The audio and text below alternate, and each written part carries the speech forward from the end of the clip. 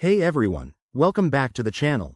Today, we're tackling a super handy tutorial: how to add PayPal to your DoorDash account in 2025.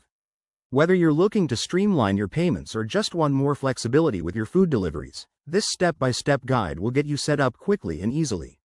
Let's dive right in. First things first, make sure you have the latest version of the DoorDash app installed on your phone. Updates are key because features like PayPal integration might have changed by 2025, so head to your App Store and update if needed. Once that's done, open the DoorDash app and log in to your account. Next, tap on the menu icon, usually in the top left or right corner, and select Account or Profile. This will take you to your account settings. Scroll down until you find the Payment Methods section. Here, you'll see a button that says something like Add Payment Method or Manage Payments. Go ahead and tap that. Now, in the list of available options, look for PayPal. It should be prominently featured, especially in 2025 when digital wallets are even more integrated. Select PayPal, and the app will prompt you to log in to your PayPal account.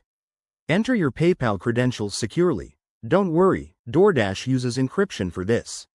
After logging in, you'll be asked to authorize the connection between DoorDash and PayPal.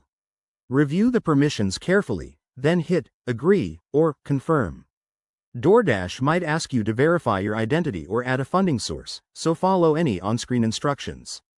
Once that's complete, your PayPal account should now be linked and ready to use for your next order. A quick tip: if you run into any issues, like an error message, make sure your PayPal account is verified and has sufficient funds. Also, check DoorDash's Help Center for the latest 2025 updates. And remember, always use secure Wi-Fi when handling payments. There you have it. That's how you add PayPal to DoorDash in 2025. It's a game changer for managing your money on the go. If this helped you out, give this video a thumbs up, subscribe for more tech tips, and drop a comment below if you have questions. Thanks for watching, and I'll see you in the next one.